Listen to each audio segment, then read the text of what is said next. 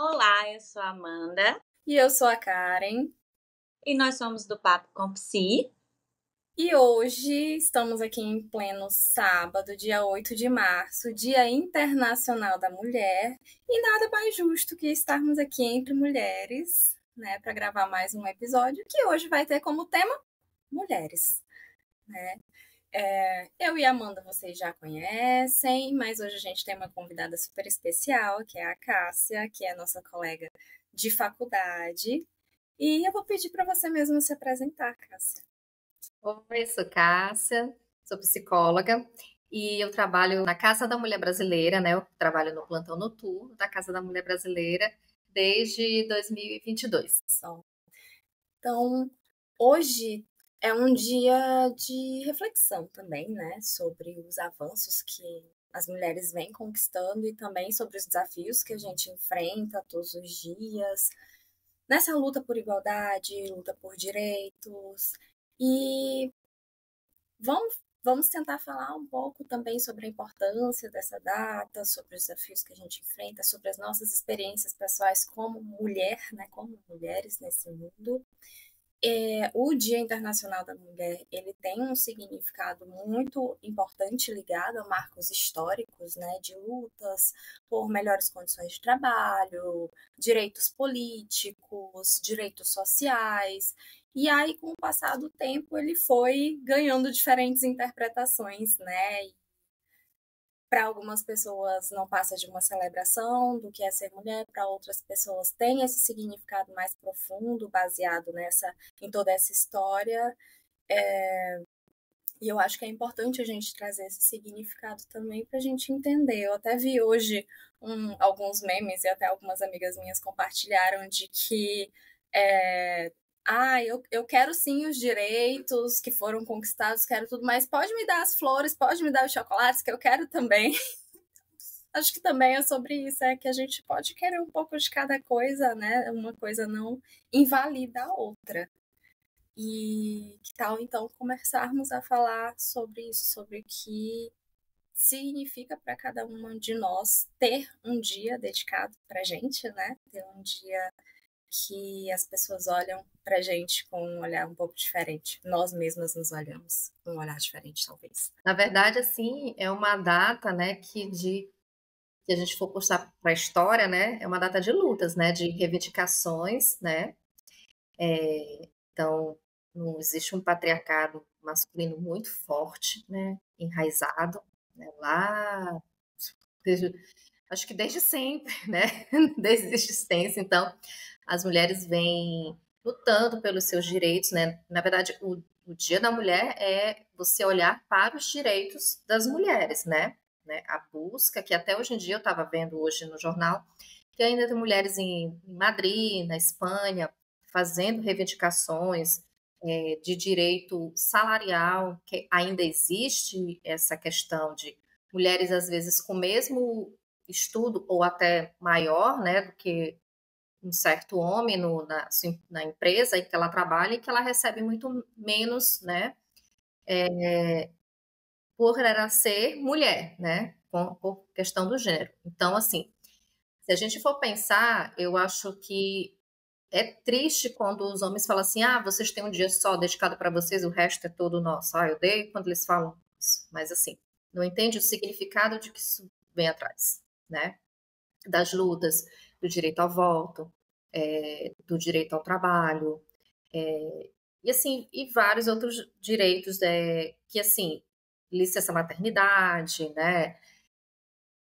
E, e outros direitos que existem até hoje, pelo menos assim, eu acho que o Brasil, pelo menos perto de outros países, a gente conquistou muitas coisas, e muitas coisas que estão em lei. E uma delas, que é, vou dizer por onde eu trabalho, que é a Lei Maria da Penha. Então, isso é um super, né, uma super conquista feminina, né, que outros países não têm, né. Então, eu acho que a gente tem que olhar esse significado para isso, para aquilo que a gente vem conquistando. Não são conquistas pequenas, são conquistas grandes, né, que temos e que eu acho que ainda tem muita coisa ainda para a gente conquistar, né? Exatamente. Eu digo que antes a luta né? Onde tudo começou, a luta era para ter direitos, né? Para ter a garantia de direitos e de segurança e de igualdade. Hoje em dia, a nossa luta, ela é para que essas leis que nos deram esses direitos, essa igualdade, elas de fato sejam exercidas, né? Porque a gente vê que ainda assim, mesmo tendo muitas leis e políticas públicas, nós ainda somos muito vulneráveis. É tão tal que essa semana, quantos casos, né? Só de ontem para hoje eu vendo no Instagram de meninas que foram mortas por parceiros, outras pelo ex do ex da menina, foi sequestrada, enfim, foi violentada da pior forma possível. Então eu digo que hoje a nossa luta, infelizmente, não é a luta como... Felizmente, né? Não é a luta como foi antes, que pessoas morreram para nós exercermos o que nós hoje exercemos aqui. Mas a nossa luta é todos os dias para quebrar esses preconceitos dentro do ambiente que nós estamos e para que essas leis, de fato, elas sejam exercidas com vigor, né? Com vigor. Antes era a luta pela igualdade, pela quebra de preconceitos, e hoje, de alguma forma, a gente ainda luta pelos mesmos objetivos, mas de forma diferente. E parece que, em vez de evoluir, nós estamos regredindo. A cada momento que a gente vê uma mulher ela sendo violentada de todas as formas, né? Eu sinto como se a gente estivesse regredindo e não evoluindo, né? Então, é muito difícil ainda a gente ter um empoderamento e uma autonomia de independência nos ambientes que a gente se faz presente e principalmente naqueles ambientes que a gente quer se fazer presente, né? Por exemplo, a política.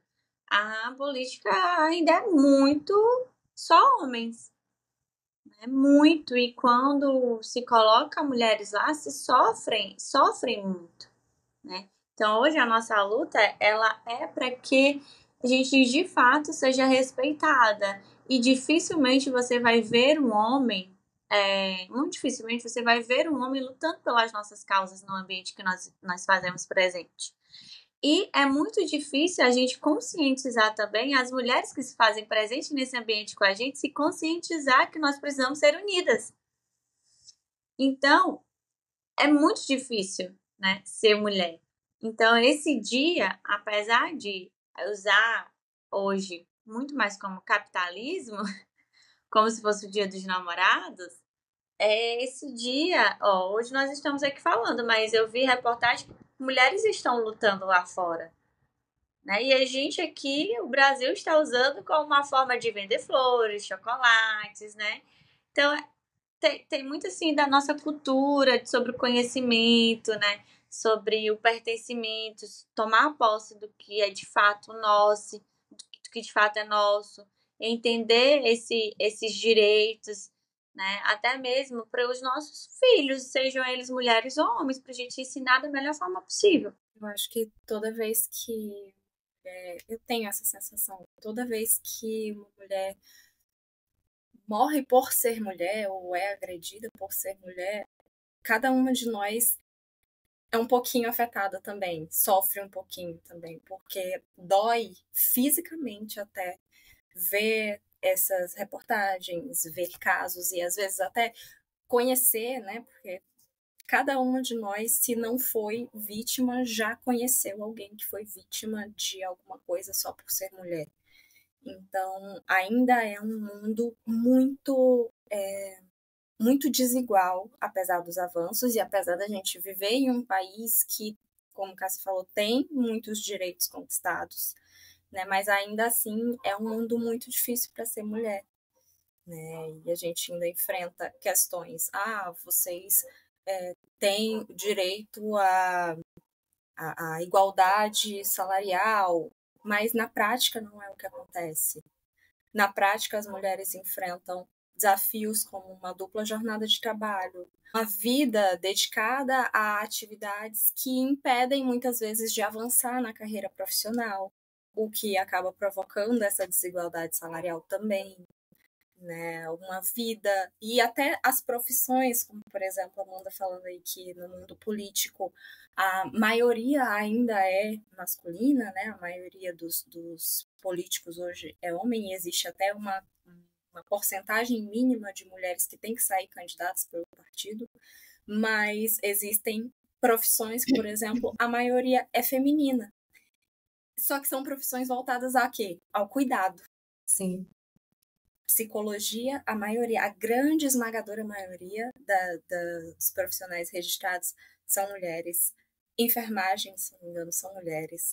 Então, você pode olhar para qualquer curso de faculdade que seja voltado ao cuidado, provavelmente a maioria vai ser mulher. Porque ainda existe esse estigma, a gente ainda carrega esse peso de que temos que ser as cuidadoras, temos que ser quem vai olhar pelo outro, quem vai cuidar, quem vai ser delicada, quem vai ser empática, quem vai ser cuidadosa. E quem vai cuidar da gente? Provavelmente outra mulher. Assim, complementando, né? Tem as assistentes sociais também, que é na pedagogia, né? Então, e assim, vou dizer lá pela Casa da Mulher Brasileira que a gente conversa muito entre a gente, né? Os investigadores, nós do psicossocial, que apesar a gente tem uma lei, mas parece que hoje em dia não existe o medo, entendeu? Não existe o pavor, o homem não tá ligando. Parece assim, tem a lei, tá no papel. Na cabeça dele assim, tá no papel. Nada vai acontecer comigo. Mas acontece. E isso, apesar da informação, da difusão, né? Se você for, pode ver, toda semana no jornal, aqui da nossa cidade, você vê falar sobre violência doméstica, feminicídio. Toda semana. Não tem um dia sequer que não tem uma semana que não se fala sobre esse assunto. Então, é um assunto que ele não morre, é um assunto que está sempre falando. Infelizmente, né? É uma triste estatística, né? Então, assim, está se mostrando, está se falando sobre esse assunto e não tenho medo. Tipo assim, e elas ficam assim, e eu vejo na hora que eu atendo, faço o acolhimento, que elas falam assim, mas ele tá me ameaçando. O que que vai acontecer? O que que eu faço com esse papel? Entendeu? Como é que eu faço, né? E agora, como é que vai ser? Eu cheguei até aqui. O que que é agora? Isso é onde eu me preocupo, porque eu trabalho até ali, no acolhimento. E dali por diante, depois que ela já tiver com a medida protetiva, né? Se ele for bater na casa dela, ela vai ter coragem de ligar para a polícia para denunciar que ele não tá cumprindo a medida protetiva? Foi lá atrás dela?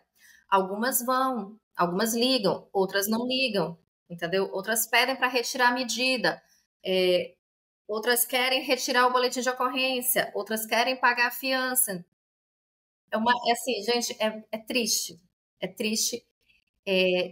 E por mais que eu faça um trabalho, né, de difusão, para falar sobre a importância da denúncia, algumas delas ainda temem por serem mulheres mesmo. A gente verifica, assim, mas o que eu vou fazer? Ele é maior do que eu dependo dele financeiramente. Olha só, hoje em dia você ainda depende financeiramente daquela pessoa, né? Ele fica atrás de mim. A família dele fica em cima de mim, né? Eu sou muito fraca, eu sou frágil. Ela não se vê empoderada, ela não se vê forte. E, e essa barreira, por mais que a gente fale ali, é uma pessoa que precisa de um acesso ao cuidado. É uma pessoa que precisa a gente estar conversando, estar perto, mas às vezes ela é inacessível, ela não ou mora muito longe, ou não tem como ir, ou não tem dinheiro para se deslocar para fazer um tratamento, entendeu? Nós lá na Casa da Mulher Brasileira, nós temos o que é o setor do Transvi, que a gente chama, que é o centro de referência ao cuidado, né, da mulher, que tem psicólogas assistentes sociais. Então, psicólogas, a gente fala assim, olha, volte aqui para você fazer uma sessão com a psicóloga gratuita. E as pessoas não sabem, entendeu? Então, elas podem fazer a sessão de terapia delas, marcar lá, gratuito.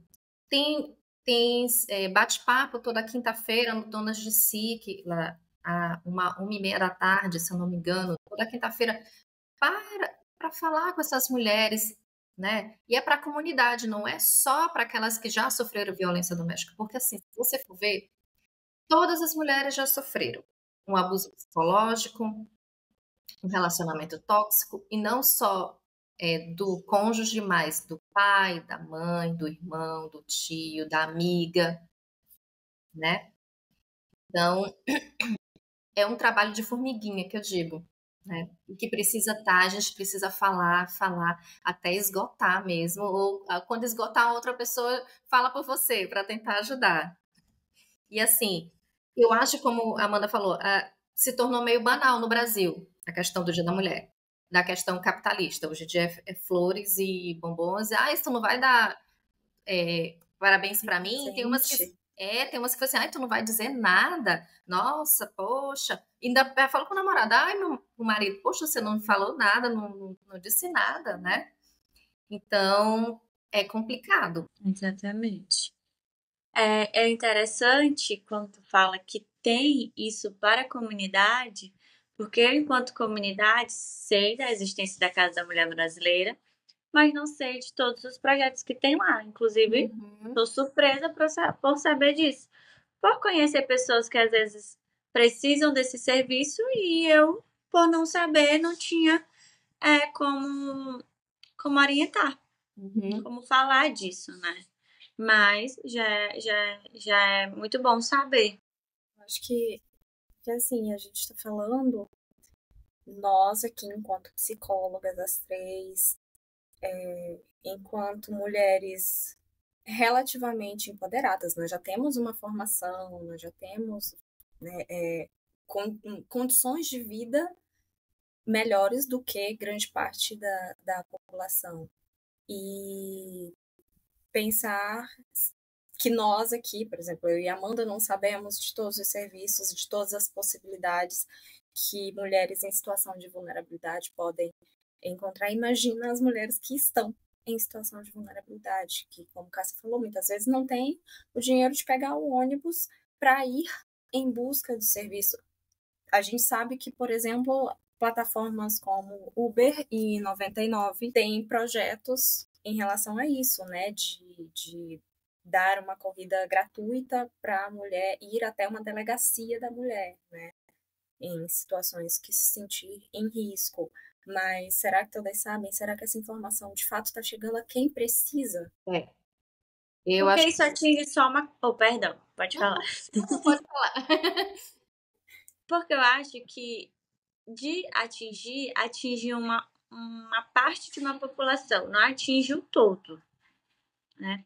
Assim como tem pessoas muito bem instruídas que sabem de toda a existência dessas políticas, desses serviços oferecidos na Casa da Mulher brasileira, porém, pelo contexto de status, né, da sociedade, não vai.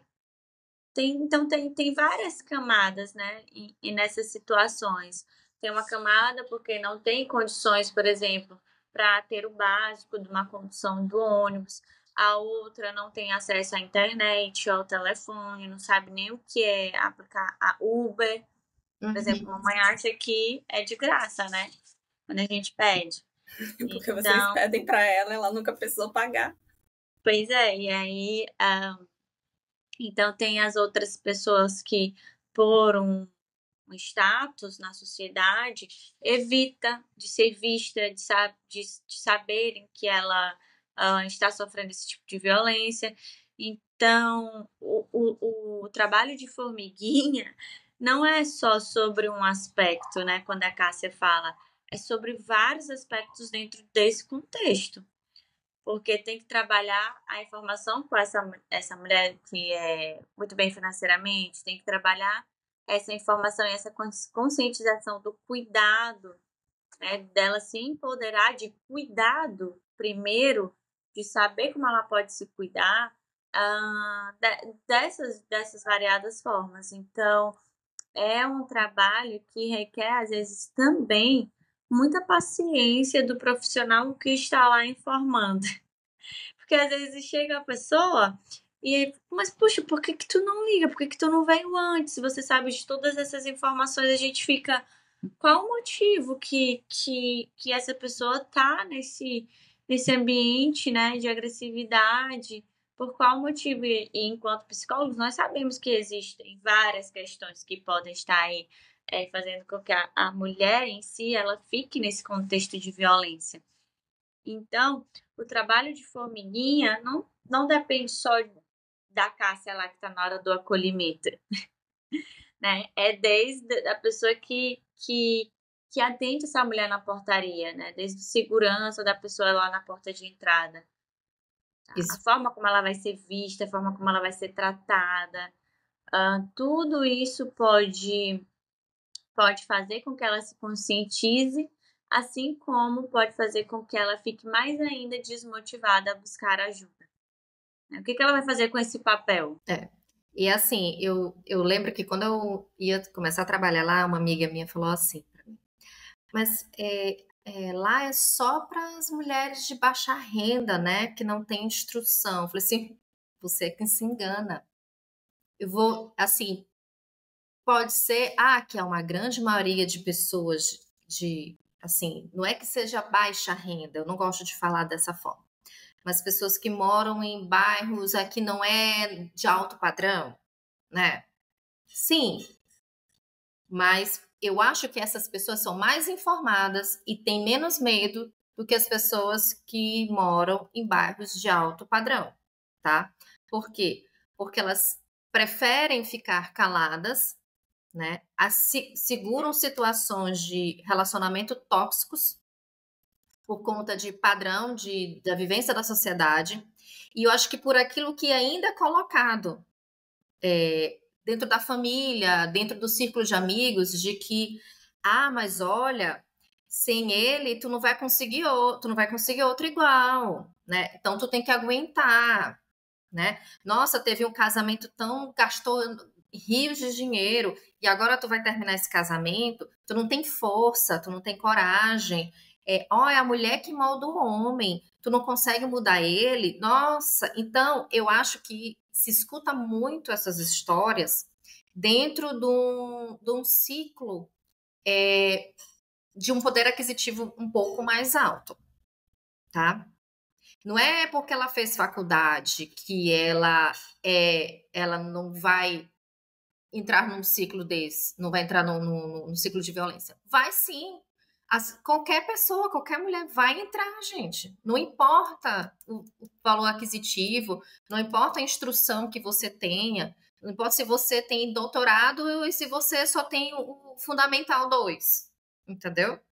Isso não interessa. Acontece para qualquer tipo de mulher. Só que o que eu enxergo, o que eu tenho percebido é que, assim, sim, as mulheres que estão lá, vamos dizer, lá no bairro, lá no Coradinho, moram lá na Jordoa, moram lá no Sacavém, moram lá na Cidade Operária, moram lá no Maiobão, chegam muito mais rápido, elas chegam lá, eu não aguento mais. Elas falam, ela bateu, não aguento mais. Eu quero viver, eu quero trabalhar, eu quero fazer minhas coisas. Ele não me deixa, ele tá me perseguindo, ele vai atrás de mim, ele tá me ameaçando. Eu não quero mais. E eu não vejo isso de mulheres de grande poder aquisitivo, que moram lá na Península, no Renascença, no Rio d'Água, que vão lá dizer assim, eu não aguento mais não aguento mais, ele tá sendo tóxico, ele tá tirando tudo de mim, como é que vai ser? Elas não vão, porque elas têm vergonha. A palavra é vergonha. E quem tá num outro patamar, elas não têm vergonha. Elas querem viver a vida delas. Elas querem seguir a vida delas. E as outras, elas têm vergonha e se submetem a esses tipos de relacionamento, porque o que a sociedade vai ditar para ela, que é isso que está enraizado lá atrás. E isso é um direito feminino que não consegue ser, assim, né? Você tem um direito, mas ela não consegue, você não consegue se empoderar, ela não consegue ter voz. Aí tem meus filhos, e como é que vai ser? E o que vão dizer de mim? O que vão falar de mim? Vão apontar para mim? Gente, eu não consigo nem expressar, mas vocês entendem o que eu tô dizendo, né? Que é muito complicado isso. como eu digo, tá toda semana na televisão, tá se falando sobre isso, em todas as redes de jornais, não é só do estado, é nacional, mundialmente, mas eu vejo que chega informação em pessoas que aparentemente você poderia dizer que são pessoas que não têm tanto poder acesso fácil à informação. Eu acho que elas têm mais informação. Tem muito mais a informação. Né? Porque elas sabem certinho o número do 190, ligar para o 190. Ainda chego lá e reclamo. Eu liguei, ninguém me atendeu, então eu peguei um Uber e vim para cá. Eu tentei várias vezes, ainda fazem reclamar. Né? Então, é bem por aí, né, que eu enxergo essa parte. E a gente sabe também que ainda existe muita falha nesses serviços, né, na proteção da mulher.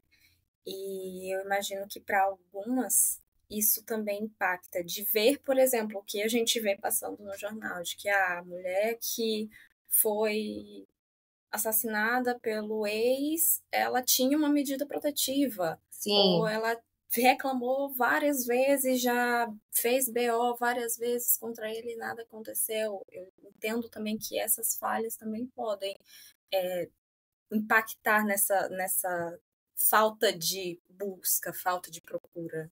E, cara, na questão da medida protetiva, é uma tecla que eu bato bastante. Eu às vezes, eu falo, eu entro no senso comum nessa hora, porque a gente não pode, às vezes, falar de uma forma muito elaborada. Aí eu falo assim, sabe como é que funciona a medida? Você, não sei. Então tá, você vai solicitar a medida, aqui pela delegacia, vai lá para o Ministério Público, o juiz vai deferir tudo direitinho e vai um oficial de justiça até a casa dele para ele receber a medida protetiva. Ele recebendo, ele sendo notificado, é que a medida vale. Então é assim, não é 24 horas, não é imediatamente, porque essa difusão de dizer que é 24 horas eu acho errônea, tá? Então, assim, ela requer um tempo, né? Então, e depois eu vou dizer para vocês o site do TJ, tá? Que você pode fazer online, que eu acho que muita gente não sabe, que ela tem a medida protetiva de urgência do site do TJ, MA. Então, você pode fazer sem precisar de boletim de ocorrência. Você pode fazer. Então, assim, quando ele é notificado, quando o agressor, o ofensor, né, é notificado que ele tem que existe uma medida protetiva, até porque o juiz vai determinar a distância, tantos metros que tem que ficar distante, né? Porque faz uma avaliação baseado e aí entra o perito, o psicólogo perito, porque também ele vai chamar a vítima para entender a situação, né? Porque às vezes o juiz pede um parecer do psicólogo para entender aquela situação, né? Então passa por várias etapas, né? Assim, rápido assim. E aí eu sempre digo assim, olha, polícia não tem bola de cristal para adivinhar que o cidadão está infringindo a lei, está quebrando a medida protetiva. Não tem bola de cristal. Então, você ou alguém da sua casa ou uma vizinha, uma rede de apoio sua, né? Já que você não consegue, naquele momento, se verem que ele está descumprindo a medida, é ligar para o 190 ou para a Patrulha Maria da Penha, certo? Acontecendo essa polícia chegando no local, ele é preso em flagrante. E aí ele vai para a delegacia e aí ele desce sem fiança. Aí ele vai lá para onde o juiz de custódia para ver, entendeu? Ele não tem fiança. Às vezes o flagrante depende muito da visão da delegada, talvez ele tenha que pagar uma fiança ou não, certo? Então vai depender, ou se não ele vai descer, né? A não sei que seja uma agressão física, né? Ela esteja toda machucada, ele desce, ele vai para Pedrinha, o juiz de custódia vai dizer lá, vai determinar o que vai fazer, certo? Então vai depender muito. Então eu digo muito isso, gente. A polícia não tem bola de cristal para adivinhar. Aí que essa informação da medida protetiva, eu acho que ela meio que se perde, entendeu? Eu acho que ela não é bem dada. Ela não é bem falada. Isso eu já falei, até falei com um perito do TJ, falei assim, olha, isso é errôneo, vocês não podem dizer, ela sai. Não, gente, ela tem um processo. Agora, existe, que é uma coisa que não é bem difundida, é o site do TJ, que é o Medidas Protetivas de Urgência.tjma.jus.br, coisa assim. Se eu não, tem que ver direitinho. A gente vai colocar na descrição do vídeo. Procure medidas protetivas de urgência. O que acontece? Você entra lá, aí você vai colocar todo, ele vai dando uma sequência. Ele vai dizer, você está ciente do que você está fazendo, não sei o quê, nananana, vai te dando toda uma coisinha. E aí você vai, aí a vítima vai falar, tudinho, descrever, depois vai descrever sobre o agressor, o fato em si, e lá no final tem uns anexos, onde você pode colocar até 5 fotos, 5 áudios, vídeos, até e PDF, se eu não me engano. Você pode botar várias coisas de provas. Por quê? Como você não está indo para a delegacia fazer a denúncia, o TJ tem que fazer a avaliação. O perito vai precisar fazer a avaliação, você vai ser chamada, entendeu? Você vai ser chamada e aí vai ter uma avaliação para que essa medida seja aprovada e o oficial de justiça notifica o agressor. Tá aqui o site. Mas aí Rapidinho, a pessoa ela não vai precisar necessariamente se direcionar. Ela Não. pode fazer tudo isso. Ela pode fazer pelo site, mas depois ela é chamada, entendeu? Pelo WhatsApp ela é chamada, olha, já tá, você tem que comparecer. Ela vai receber lá, já tá, você tem que comparecer, porque eles vão ter que conversar com ela para entender, porque eu também, gente, né, só fazendo o site, pronto, tá lindo e maravilhoso. Não, você vai ter que ir lá. Mas eu fui chamada, ele não foi chamado. Sim, foi chamada. Você não foi na delegacia, você não quis o boletim de ocorrência, mas você quer a medida protetiva, mas o juiz precisa entender a situação. Você precisa ser ouvida. Aqui o site é medidasprotetivas.tjma.jus.br. Isso. Eu acertei, né? Acertou. Esse falando sobre medida protetiva, eu lembrei não, tem várias situações, eu também já trabalhei no sistema penitenciário. E aí, quando chegava lá para fazer cadastro de visita, né, é uma coisa também que se perde, às vezes. E a pessoa que está lá, ela precisa ter essas informações, por qual motivo que aquele detento foi preso.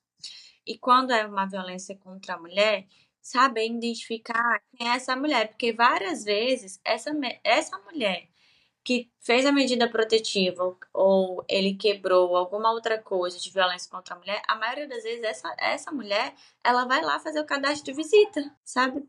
Para aquele preso, né? Então já tem várias situações em que a pessoa estava lá, ela foi violentada, ele está preso porque ele cometeu algum crime contra ela e ela está lá querendo visitá-lo, sabe? Ou também já peguei uma situação de que por pouco quase estava fazendo cadastro de visita do filho, da filha, não lembro muito bem. Tá fazendo cadastro de visita, só que a criança não pode ir, né, sozinha, tem que ter um responsável, e o responsável era a pessoa que tinha sido agredida pelo interno. Então, tem várias situações que essas falhas de comunicação entre esses órgãos competentes, elas precisam ser um pouco melhoradas, né? Ou até mesmo ter alguma lei que faça ou possa repensar em, de fato, afastar esse indivíduo total dessa mulher. Porque a gente sabe que, emocionalmente falando, psicologicamente falando, às vezes é difícil fechar esse ciclo de violência, encerrar esse relacionamento, né, assim, dessa forma. Então, às vezes, a mulher ainda quer insistir. Então, às vezes, a mulher ela não entende o perigo que ela está, o perigo de vida que ela está correndo. E eu lembro que uma vez várias vezes eu fui chamada pelos meus diretores, porque, querendo ou não, eu tentava conscientizar essas mulheres, né? E teve uma lá que chegou, bárbaro o crime do cara contra não só uma mulher, mas várias, até que ele de fato foi preso pelo ato mesmo do feminicídio. Crime bárbaro que ele fez com a mulher. E a menina esperou completar 18 anos, porque eles eram de um relacionamento aí da adolescência, né, e tal. Esperou completar os 18 anos para ir fazer o cadastro de visita. Eu disse, você tem certeza que você quer visitar esta pessoa, sabe? Não vamos longe, assim, infelizmente, isso continua acontecendo, assim, de chegarem e ela dizer assim, não fui eu que denunciei, foram os vizinhos que denunciaram, por favor, eu não fiz nada, eu não quero fazer boletim de ocorrência. Ou esperarem na porta da delegacia para ver a hora que ele vai sair, entendeu? Tá com o papel da medida, da solicitação da medida, e tá lá fora esperando ele ser liberado. Isso a gente fala até, a gente fala ciclo de violência, mas na verdade é uma espiral, né? Ela não vai mais assim, ela não fecha, entendeu? Porque um ciclo é um círculo, né? Em algum momento, Entendeu? Hoje em dia a gente fala em espiral, porque ela vai subindo, subindo, subindo. Escalona, né? Vai escalonando, né? Até a gente chegar no que é o pior, que é o feminicídio, né? Então, às vezes às vezes não, começa com a violência moral, psicológica, né? Do xingamento, das ofensas, da diminuição do papel dela dentro de casa, as proibições. Isso, das proibições, de pegar o celular, e aí começam as perseguições, você tá falando com quem, me manda a localização de lugar tal, eu quero saber o que tu tá fazendo e tudo mais. E aí até partir para agressão física, da agressão física até chegar um momento, né, que é o feminicídio em si, né, infelizmente. Sim. O que acontece é que quando chegou na agressão física, elas ainda estão ali meio que submersas nessa espiral que elas não conseguem enxergar, porque elas ainda ficam pensando, ele vai mudar. Ele não vai mudar. A pessoa não vai mudar. Ele só vai piorar. E assim, é tanto que tem mulheres que às vezes terminam a relação, conseguem sair da relação, estão em novo relacionamento, mas o cara ainda tá atrás dela em desespero, né? Então, deu para entender, né? Dessa questão infelizmente, de algumas mulheres que ainda ficam nesse ponto quando fala que, poxa, ele tá preso e ela tá lá, quer fazer visita. Não é nada, entendeu? É verdade. Não é exceção, é a regra. Não é exceção, entendeu? Não é exceção, entendeu? Acontece e a gente fica assim, às vezes, né, com raiva. A gente não pode exprimir a nossa raiva, né? Tem até uma ciência social que trabalha comigo e fala assim, Cássia, tu tem muita paciência. Eu falo assim, mas eu preciso ter paciência. Eu tenho que conversar com calma, eu não posso gritar, não é esse o meu papel. O meu papel é de acolher, é de entender e transportar a minha mensagem, né, e fazer com que ela entenda e tente se conscientizar e mostrar quais são as ferramentas. Tem CRAS perto da sua... tem CRAS perto da sua casa? Se tiver, acesse lá, vá a um psicólogo lá. Você mora muito longe? Você mora aqui no São Francisco? Olha, então você vem aqui, tá aqui o número do CRANSV para você vir aqui para conversar com o psicólogo. Volte aqui, venha conversar com o defensor público. Você não precisa ir lá naquela defensoria lá, ali no Renascença Grandona, não, que é todo mundo, é tudo junto. Vem aqui é só violência doméstica, você vem aqui, fala direitinho, fala sobre a sua questão de divórcio, quer se divorciar dele? Vem aqui, converse, venha diretamente para conversar com o defensor público. Na defensoria também tem psicólogo, tem assistente social, né? Então,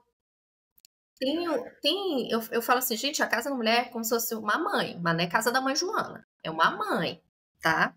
Então, você tem uma porta aberta de uma facilidade para a mulher, né? Você tem um serviço de psicossocial, você tem um serviço do TJ, você tem um serviço do Ministério Público, você tem um serviço da Defensoria Pública, você tem a delegacia especializada, tá?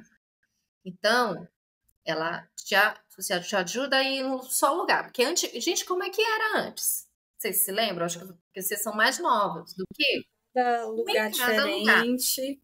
cada lugar. E você se lembra como... Eu lembro, eu vou dizer isso que é uma experiência, que eu até já disse lá na Casa da Mulher.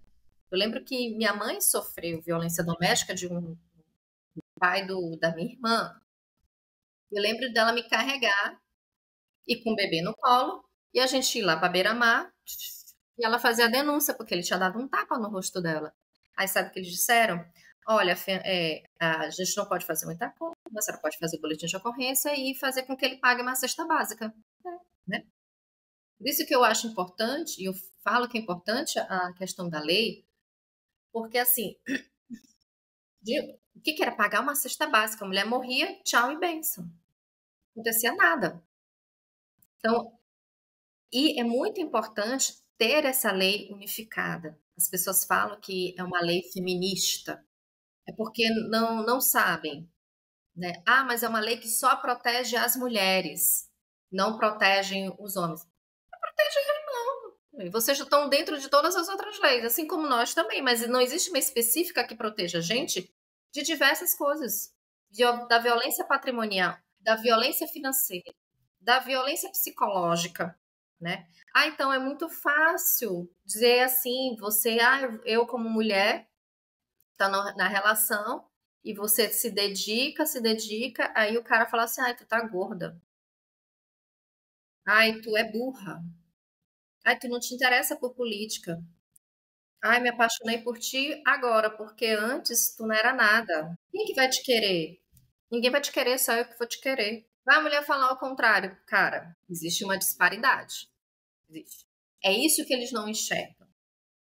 Né? Eles enxergam o direito, o benefício, entre aspas, que nós temos, mas não enxergam o motivo por trás. Né? Se existe um benefício. É aquilo, quando for uma regra que os homens sofrem determinada agressão, determinado prejuízo por serem homens, aí vai ter uma lei que não vai ser questionada, né? Ainda tem isso, não vai ser questionada a necessidade de uma lei para homens, se isso for uma regra.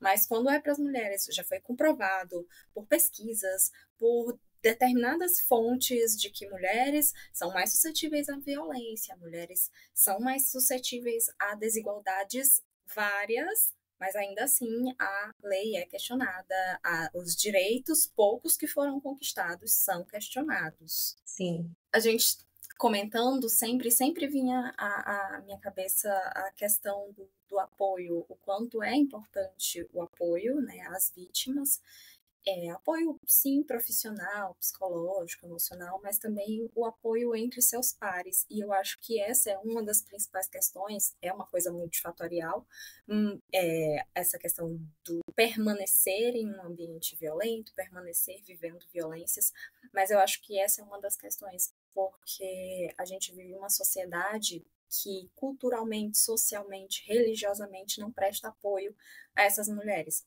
No episódio passado que a gente gravou sobre amor de carnaval, né, Amanda? Tu até comentou que como tu vive dentro de um ambiente que tem muitas questões religiosas envolvidas, uma das coisas que tu costumava ouvir é que é coisa do demônio, né? A influência religiosa. E isso é uma coisa que a gente vê muito presente quando o tema é violência contra a mulher, né? São pessoas que falam para a mulher que, como vocês comentaram antes, é a mulher que edifica, né? A mulher que educa, é a mulher que cuida, é a mulher que vai fazer o homem mudar, é a mulher que vai mudar essa situação, que tem esse poder, e acaba fazendo essa mulher permanecer, ter a necessidade, e às vezes é uma coisa que a gente até inconscientemente, sem ter a consciência, a gente acaba internalizando de que, poxa, eu que tenho que fazer isso melhorar, é uma responsabilidade minha essa situação dar certo ou não. E eu acho que isso é um dos principais fatores que acabam reverberando nessa questão da mulher permanecer nessa espiral de violência. Exatamente. E eu acho um absurdo usarem versículos da Bíblia para justificar e para fazer com que a mulher ela se sinta culpada. Ele me bateu porque eu gritei, eu falei mais alto, Não ou foi eu sábia. xinguei, sabe? E não procura entender, pelo menos ouvir, se fosse para dar algum aconselhamento, ouvir desde quando ela se sente insegura com aquela pessoa, com aquele companheiro. Então, ainda tem também esse contexto, de fato, religioso, né? E quando é incrível que quando chega lá no sistema penitenciário, eles também fazem uso do cunho religioso para dizer que mudou, sabe? Para se redimir, para mandar mensagem para quem está lá fora. E acaba fortalecendo mais ainda essa esperança de que, de fato, com a minha ajuda ele vai mudar, eu preciso melhorar, porque eu fazendo isso ou deixando de fazer isso, ele vai melhorar, ele vai mudar, ou ele fez isso comigo porque eu não fiz da forma como ele gostaria e tal. Não sei se vocês viram uma reportagem uma vez, não, acho que foi no jornal hoje, não lembro muito bem, que estava aumentando o número de divórcio, né? Então, teve aí em algum local, eles fizeram tipo que um mutirão, né, de divórcios. E aí a reportagem perguntou para uma mulher assim, por que ela estava, quanto tempo ela estava casada, né? E ela falou 1 ano e tal. E aí ela perguntou por que estava se separando. Porque eu não lavei a roupa dele. Gente, que loucura nos dias de hoje, mas é loucura pra gente, mas é tão normal para outras pessoas, né? Que dentro mesmo da minha própria experiência de casado, às vezes eu escuto, fala das minhas irmãs falando assim: ai, olha, Bruno é um homem muito bom. Não deixe escapar, porque ele faz coisas que ele tem que fazer, como eu digo pra ele, Faz o mínimo. tem que fazer. É o que a Fernanda Lima, né, a atriz, ela sempre falou que ela sempre foi contra essa questão de homão da porra. Ela falou assim, gente, mas meu marido faz aquilo que, assim, eu lavo, eu passo, eu cozinho, né? Mas ele também faz isso. Porque ele tem que ser colocado no patamar lá em cima e é tipo visto assim como se fosse nossa, né? O deus grego, né? Ele faz as coisas, ó, te espelha. E pior que mulheres falam assim, te espelha nele, porque tu não faz igual, entendeu? Às vezes a gente tem até em casa um cara que ajuda, não como a gente queria, mas tenta ajudar em algumas coisas, né? Mas botaram ele também no patamar muito assim, tipo, né? De como se fosse. E ela falou assim, cara, ele não faz mais do que ele Deveria fazer. deveria fazer, entendeu? Me ajudar, entendeu? Nós dois trabalhamos fora, então se ele tá em casa com os meninos, então ele faz as coisas. Se sou eu que tô em casa, ele não tá, eu que faço as coisas. Então os dois juntos a gente divide as tarefas. Então não as pessoas pintam assim num colorido assim como se tudo fosse preto e branco, né? E aí pintaram como se fosse o casal colorido, que aquilo ali é o espelho a ser seguido. Mas ela fala assim, mas se a gente briga, a gente faz terapia de casal. Existe várias divergências entre a gente. Não é esse pintar colorido que a televisão, por causa de um programa de televisão, coloca, né? Exatamente. É por isso que eu digo que a gente tem que estar numa luta constante a favor desses nossos direitos, porque quando esses direitos, por mais básico que seja, está sendo exercido dentro da nossa casa, as pessoas se espantam.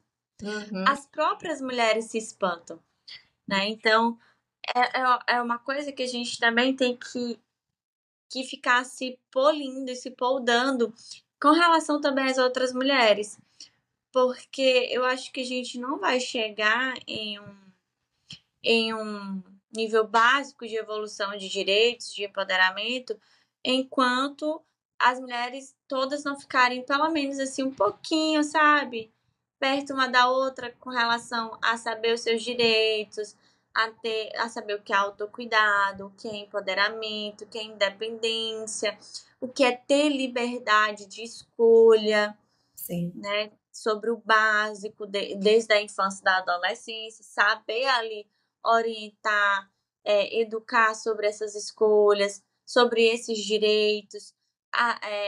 Ontem eu na escola, e aí ficou vago uma turma, e eu fui falar no 4º ano. E perguntar o que sabiam, né, sobre esse dia e colocava cada um lá na cadeira para falar o que achava sobre isso, ia questionando a partir do que a fala e botava os outros alunos para baterem palmas se concordavam e só para levantarem a mão se discordavam.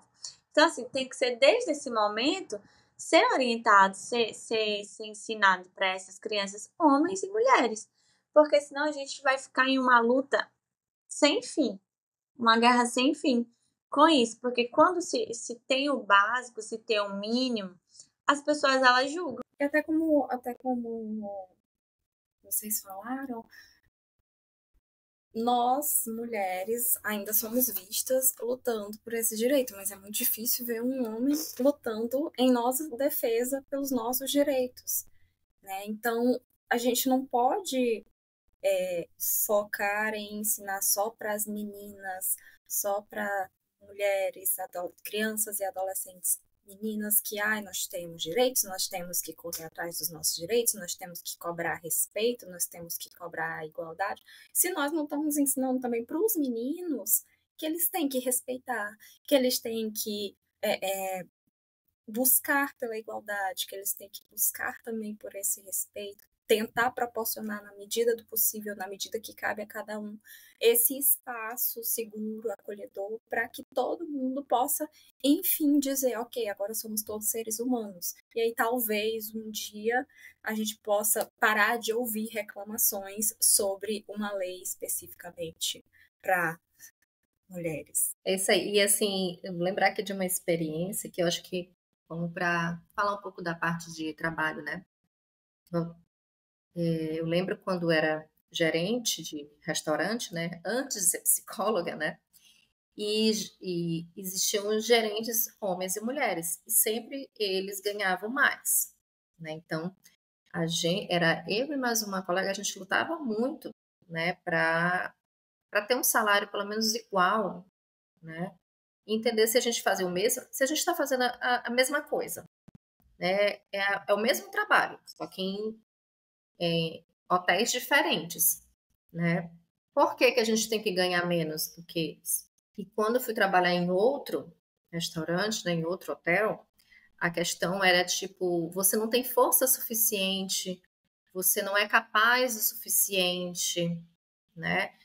Ela é boa nisso, mas aqui ela não tem pulso para isso porque ela não vai dar conta. Então, muitos homens já falaram isso para mim, que eu não vou dar conta, que eu não mandava em nada, que, assim, sofri violência moral dentro do trabalho, né? Então, foi muito pesado, de ter dia, tipo assim, eu tô cansada, tô exaurida, eu não tenho mais cabeça para isso, não dá mais para mim, e não é nenhum medo eu desistir. E eu lembrei muito agora, porque eu vi o documentário da Anitta, e ela falou justamente sobre desistência, que as pessoas, assim, como você, ela é tão aquela mulher forte, né, empoderada, dona de si, e que pode tudo, por que ela não pode desistir, chegar no momento de desistir, né? E eu fiz essa reflexão que ela fez, eu já fiz isso há muitos anos atrás, né? O momento que eu falei assim, por que eu não posso desistir? Por que essas pessoas têm que esperar tanto de mim? Por que eu vou me manter no emprego por conta de da violência moral que eu venho sofrendo, da violência psicológica que eu venho sofrendo? Não vou. É por conta de um salário de R$3.500? Não, mas lá na porta, a porta vai se abrir eu sei que vai ter uma coisa melhor, né? Então, eu acho que a gente tem que se fazer uma autoanálise do que a gente quer, do que a gente deseja para si, né? Naquele momento, entender que tipo as coisas que estão acontecendo com a gente, fazer essa reflexão, ver que a violência não é uma questão válida, não é positiva, não é boa. E eu sempre falo, é positivo estar com uma pessoa, é positivo estar nessa relação, uma pessoa que só faz mal para você. Olha o tanto de coisa ruim que ela faz para você. Então, é válido eu estar naquele emprego porque ela faz tantas coisas, eu tô me exaurindo, eu vou chegar um dia a ter burnout por conta disso, né? Então, vale a pena. Então, não é medo nenhum, a gente como mulher, as pessoas falam, é sexo frágil, mas é um sexo forte, na verdade. E no momento em que eu avanço, é bom. No momento em que eu dou um passo para trás, também é bom. E é isso que tá, eu acho que tem certas mulheres que têm esse temor, né? De darem um passo para trás, né? Porque vão dizer, tá vendo? É porque a mulher não aguentou o tranco. Não foi forte o suficiente. Quer tudo, quer se igualar aos homens e tá aí, ó, não aguentou. Né? Exatamente. É terrível essa comparação, né? É terrível esses estereótipos, essas falas. Não tenho medo, não tive medo, e até hoje eu tiver que encerrar por aqui e começar tudo de novo, não ser mais psicóloga e ter que mudar de área, não terei medo, não, vamos em frente, entendeu? Vamos pra frente, cara. Não deu certo aqui? Segue, entendeu? Eu tenho uma amiga minha que fala assim, cara, tu é tão resiliente, eu falo assim, se eu não for resiliente, meu amor, quem vai ser por mim? Então a mulher ela tem que ser resiliente na vida inteira dela, entendeu? Porque assim, o homem ele se vira, o homem também é frágil, ele tem os problemas dele, entendeu? Ele tem as ansiedades dele assim como nós. Mas é porque foi estereotipado na gente uma coisa de que a gente é frágil. Vocês não estão lutando por um monte de direito, então agora vai lá, dá cara a tapa. Mostra aquilo que tu tanto quer, né? Mas não é assim. É igual para todos. Tem que ser igual para. Quando a gente fala igualdade, tem que ser igual para todos. Até a saúde mental é igual para todos. O ambiente, porque às vezes, como você falou, nós conseguimos avançar em ocupar cargos que homens também ocupam, mas o ambiente não fica igualitário da forma como ele é tratado, também não nos trata. Então, o que adianta nós estarmos no mesmo cargo que um homem, porém não ser tratada da mesma forma? Pode até não ser vista, que não tem problema nenhum, não ser vista como tal, mas a forma do respeito, do cuidado, a fala, a comunicação, não é igual. Uhum. Não é. Eu acho que existe muito ainda é uma necessidade de entender as diferenças entre igualdade e equidade, coisa que a gente lutou tanto para entender na faculdade, a diferença desses dois conceitos nas aulas sobre saúde, né? Uhum. Mas a gente precisa entender que não estamos buscando por igualdade. Porque igualdade não seria justo. Ainda teria muita coisa para conseguir alcançar um patamar ali minimamente semelhante. Já a equidade, que é eu cuidar mais de quem precisa de mais cuidado, é eu dar mais direitos a quem precisa de mais direitos, né? Eu dar mais proteção a quem precisa de mais proteção. Isso é equidade, para que as coisas fiquem equilibradas. Não é para buscar igualdade, é para buscar equilíbrio. Uhum. Então, por exemplo, o homem e a mulher eles têm o mesmo cargo em determinada empresa. Só que a mulher tem que buscar e deixar filho na escola. A mulher tem que cuidar da comida da casa, da limpeza da casa, da família inteira, das roupas de todo mundo. Tem que estudar para fazer determinada outra coisa. Tem que buscar menino doente na escola, levar para médico, fazer tudo, enquanto o homem ele foca só no trabalho. Eles estão iguais no cargo, mas não está sendo equitativo. A equidade não está existindo. Por isso que eu digo que não é dupla jornada, é múltipla jornada. É múltipla jornada, é muita coisa. Porque quando você tá em casa, você não é só mãe, você é cozinheira, você tem que entender da parte financeira da casa. Você financeira, você é administrativa. Você é gestora. Gestora, educadora. Né? Então, faxineira, são várias outras. Intercessora, porque ainda tem que orar para a vida do abençoado, porque se tu não orar, né? Não é? É múltipla jornada, então é bem complexo. Né? E ainda julgam a gente quando a gente se permite algum dia na semana ficar feia dentro de casa, né? Não, e não só feia, tipo assim, se permite às vezes até sair com as amigas, entendeu? Ter um momento de lazer. Eu tô cansada.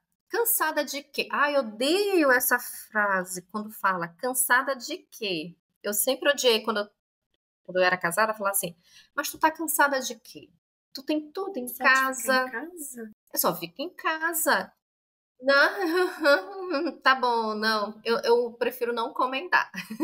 A gente finge Demência. demência para não perder o réu primário. Eu acho que é uma eterna luta para não perder o réu primário essa nossa vida. Pois é. Eu achei muito legal, tá por conta do Dia da Mulher, né? Tá tendo essa trend de mostre 4 versões de você. Eu achei muito legal a versão que a Amanda fez. Porque ela fez 4 versões dela como mulher individualmente, 4 versões dela como mãe, 4 versões dela como profissional. Então, ela fez uma imagem, né, uma trend dessa para cada lado dela. Porque é isso, não são só 4 lados que ela tem. Ela tem só enquanto mãe, ela tem, como a gente estava falando, a versão intercessora, a versão amorosa, gestora, que foi quem gerou a criança, a versão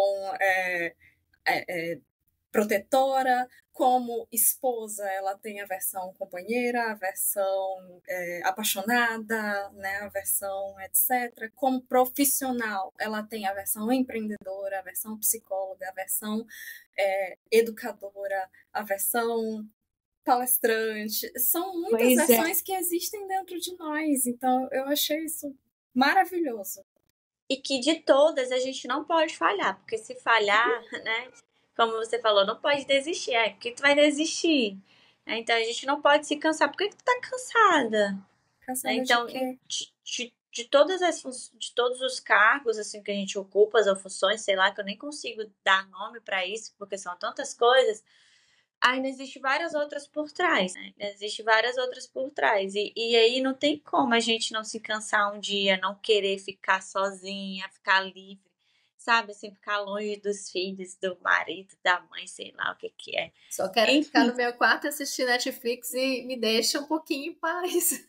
Pois é, O então, pior é que, às vezes, mesmo a gente conseguindo, né, tendo esse tempo para fazer isso, a nossa própria cabeça não deixa a gente aproveitar esse momento, porque já foi tão enfiado na nossa cabeça a vida inteira que nós temos que dar conta, que nós temos que ser produtivas, que nós temos que fazer isso, fazer aquilo, e não parar, e não cansar, e não desistir, que quando a gente tira um momento, a gente fica culpada.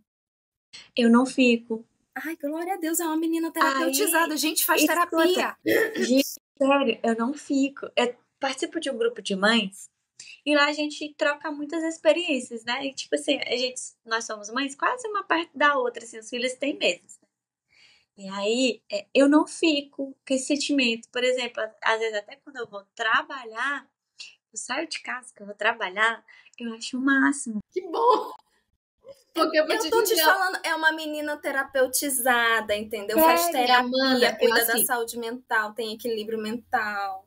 Eu lembro. Quando meu filho nasceu, então eu acho que é porque eu não tinha. Minha rede de apoio, na verdade, a minha mãe, ela mora fora, né? Mora no interior. Então ela passou só uma semana aqui comigo. Então eu me senti só.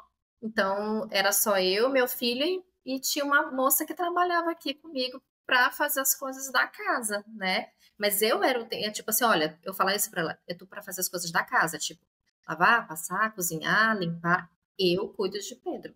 É meu filho. Eu tive eu tive essa coisa da mãe, tipo assim, é meu. E ninguém toca mais. Eu tinha muito isso, né? Tipo, é meu. Aí, tanto que para tomar banho, eu só tomava banho quando, na época, o meu marido chegava em casa e eu dava tomar ela. Ele falou assim, cara, dá pra ela. Não, eu tinha aquela coisa, porque eu me sentia culpada. Eu achava que era eu que tinha que dar conta. Eu que tinha que fazer. Então, quando foi a primeira vez que fui ao supermercado, eu fui quase chorando. Eu falei assim, meu Deus do céu, eu vou ter que deixar ele para fazer supermercado, né? Mas eu acho que eu fiz um supermercado tão a jato, tão voando. Quando eu cheguei, ele estava na cadeirinha, ele deitado, se embalando, e ela brincando com ele, ela lavando o banheiro. Aí eu falei assim, cara, ela tá lavando o banheiro e tá olhando o menino, e eu tô aqui, cara, me matando pra ficar só com ele. Mas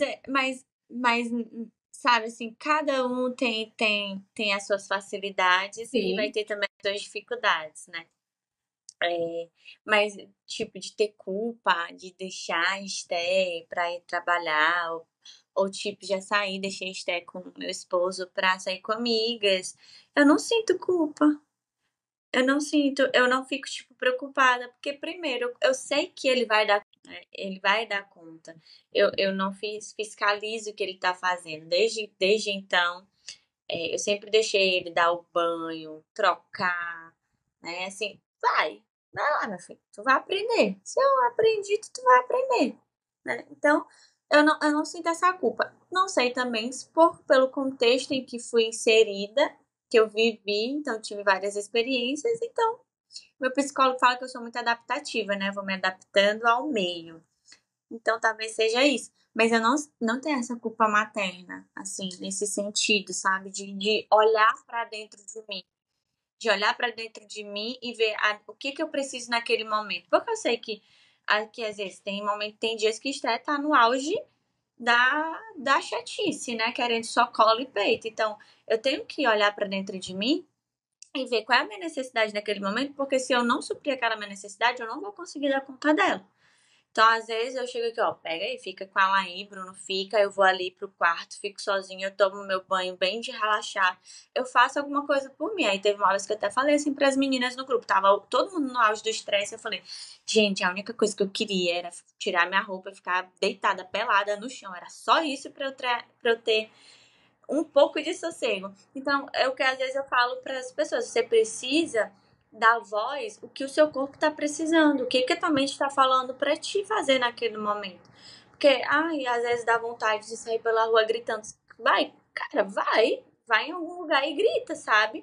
Te dá a liberdade de Faça as fazer isso. adaptações necessárias para sua Isso, vontade, né? Não vai exatamente. cumprir sua vontade ao pé da letra. Não, Pelo claro, contrário, né? não.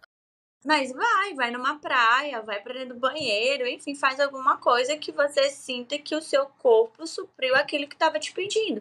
Quando a gente tá com sede, a gente não vai beber água. Sim. Quando a gente, tá com vontade de um doce, não vai comer um doce. Então a gente precisa dar voz às nossas emoções e aos nossos sentimentos.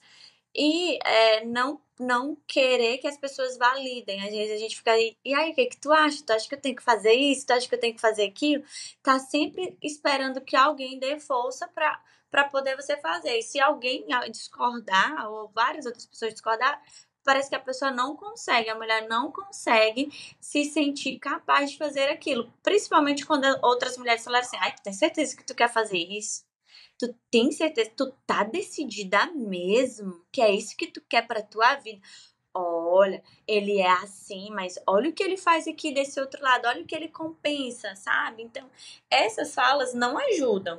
Então, por isso que eu falo, a gente precisa trabalhar muito a nossa relação com as mulheres, porque parece que o que mais dificulta são as próprias mulheres. Às vezes, né? Essas falas. Então, a gente precisa dar voz e dar emoção primeiro ao que a gente está pensando, sentindo. Porque se for esperar por outra mulher, dificilmente, depende muito, vai te dar um banho de água fria. Eu acho assim que falta ainda a sororidade feminina. A gente fala muito de direitos das mulheres, né, do empoderamento e tudo mais, mas parece que na hora que chega o momento, falta a empatia, falta a sororidade, né? Eu lembro que, voltando aí para essa questão de deixar filho, né, da culpabilidade, eu lembro que quando eu iniciei a faculdade, eu só iniciei porque a pessoa que cuidava da minha avó foi morar na minha casa. E essa pessoa, ela tá na minha casa desde os meus 13 anos de idade. Então, aquilo sabe aquele alívio? Tira assim, eu posso fazer alguma coisa? Porque eu ficava nessa culpa. A minha culpa acabou bem ali. No momento que eu pude ter uma rede de apoio, uma pessoa com quem eu posso contar, né? E uma mulher que eu sei que eu poderia deixar meu filho se eu sair e saber que ela vai fazer um tudo para ele. Então, se ele ficar doente, ela vai saber resolver e quando chegar ele já vai estar sem febre, ela já vai ter feito 30 milhões de coisas, entendeu? E era justamente isso. Mas era justamente toda vez que ela saía de férias, Pedro ficava doente. Era incrível. Incrível. E ela sabia, ela tinha um jeito de dar comida para ele diferente, e eu não me sentia mal por isso não, porque tem mãe que fica se sentindo mal, ai meu Deus do céu, mas eu não sei, ela tinha um jeito, porque ela é técnica de enfermagem, então ela tinha um jeitinho e tudo mais, já cuidou de vários idosos, cuidava da minha avó, então é a vocação dela. Eu digo logo assim, né? Ela tem aquele tato, né? Então a minha culpa acabou bem ali. Eu lembro que minha avó falou assim, no primeiro momento, vó, entrei na faculdade, ela, ai filha, que bom, não sei o que, muito feliz. Aí depois ela ficou, no outro dia ela, minha filha, eu lhe dei tanto apoio, mas agora eu fico pensando, esse seu pequenininho, ele tá tão pequenininho, minha filha. Todo mundo me dizia assim, mas Cássia, como é que tu deixou o menino tão pequenininho em casa? Ele tem o quê? 7 meses, 8 meses? Eu falei assim, gente, mas eu tenho que seguir minha vida, eu tenho que seguir, né? Eu tenho que fazer, né? E eu lembro que a professora Zinoli disse para mim, assim, tu tá fazendo mais do que tua obrigação como mulher. Eu também fiz isso que tu tá fazendo, eu também fiz na minha vida. E assim como várias outras mulheres fazem nas delas, né? Então, não, eu falei assim, não me senti mal, mas eu acho que eu me sentiria se eu não tivesse com quem ele deixar, né? Pode ser, mas aí tu ia botar ele numa creche, e tu ia ter que seguir tua vida, assim como várias mães colocam os seus filhos numa creche para continuar seguindo, que não tem rede de apoio, né? Então, não fique remoendo essas questões. Fez, está feito, pronto.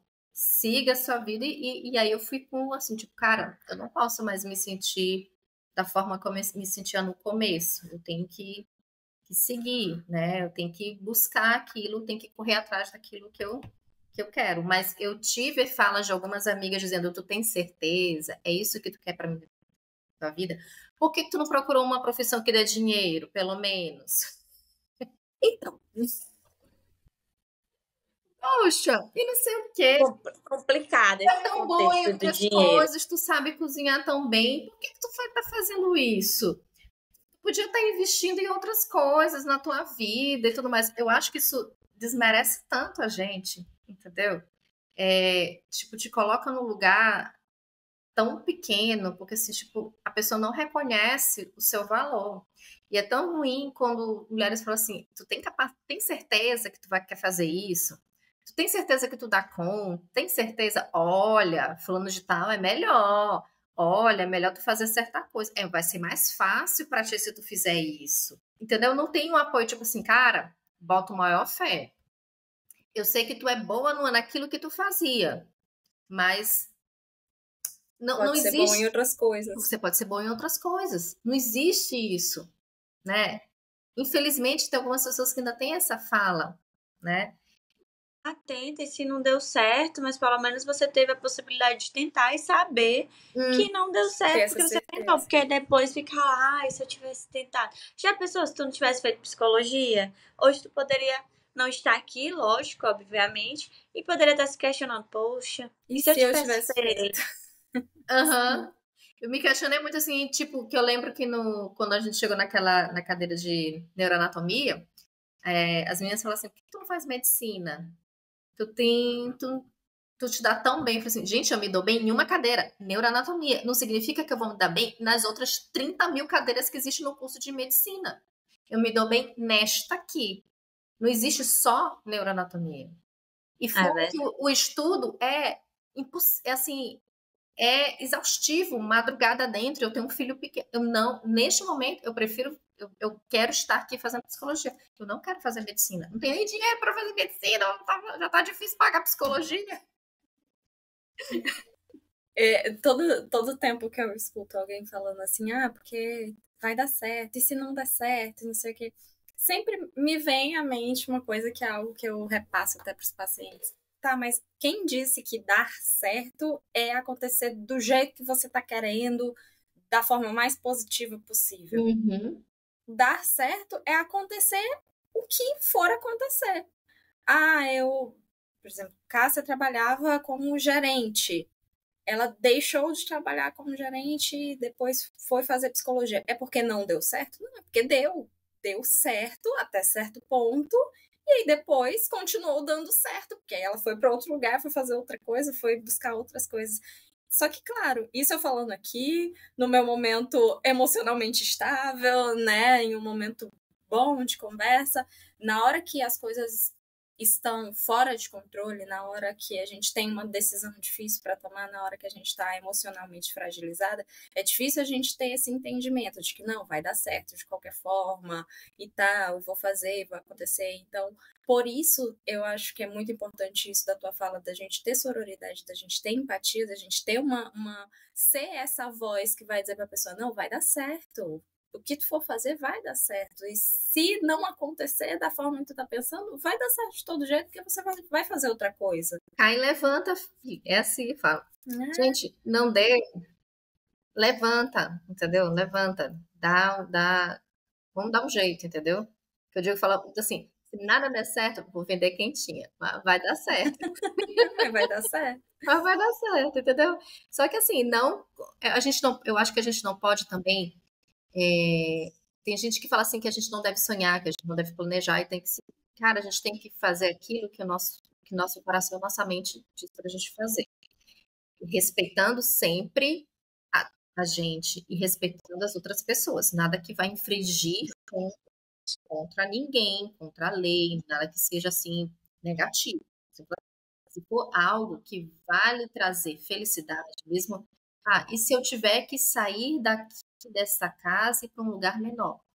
Cara, vai, entendeu? Eu falo muito isso para as mulheres que eu atendo, falo assim, mas a minha casa, eu vou ter que me mudar. Falo assim, olha, nesse momento, às vezes, tem que ser, né? Pode ser que daí você recomeça a sua vida. Não é mal nenhum você recomeçar a sua vida do zero. Eu acho que você pode tirar um aprendizado disso, né? Tira um aprendizado. Então, não há mal nenhum. Recomece em outro estado, em outra cidade, né? Mas que seja o melhor para você e para os seus. Você tem que para os seus filhos. Você tem que colocar seus filhos em primeiro lugar. Você e seus filhos estão em primeiro lugar. Então, não empanque, não estagne sua vida por conta de outras pessoas, principalmente por relacionamentos abusivos e tóxicos. Não faça isso. Se a gente está aqui nesse dia falando sobre o Dia da Mulher, então acho que a gente está falando sobre da mulher não se invalidar.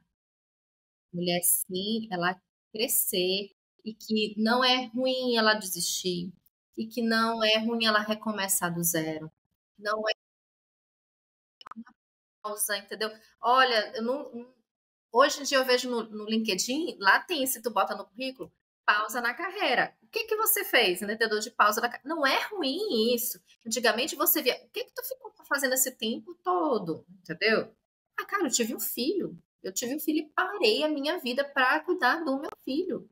E depois, eu fui fazer faculdade. Fiquei 5 anos estudando. É ruim isso? Não. De jeito e maneira. Agora, você precisa buscar e ir atrás, né, para você ter o seu sustento, né? Para você viver a sua vida em paz, que é o mais importante, e feliz. Verdade. Hoje Obrigada. O papo rendeu, né? Eu queria só deixar uma coisa. Tu botou lá que você vai botar das medidas protetivas, né? Além da... Bota também que é o aplicativo que muitas mulheres não sabem, muitas pessoas não sabem, que é o Salve Maria Maranhão, um aplicativo. Não sei se dá pra... Já abriu aqui, deixa eu mostrar aqui. Já abriu. Mas isso vai na Play Store, né? Na Play Store, do Android. Na sua loja de aplicativos e busca Salve Maria Maranhão. Salve Maria Maranhão. Como é que é esse aplicativo? Você vai se cadastrar, vai botar seu endereço. Caso você não esteja conseguindo falar com o 90 ou você está numa situação, tipo, dentro de um carro e não tem como fazer uma chamada, você está se sentindo que você está correndo risco de vida, você já tem esse aplicativo no celular, gente, é só um botãozinho aqui que ele aparece aqui, ó, de emergência. Aqui, acho que aqui vai ser melhor. Dá pra ver. Tá, então assim, pressione o botão para enviar um chamado. Então, ele é de geolocalização.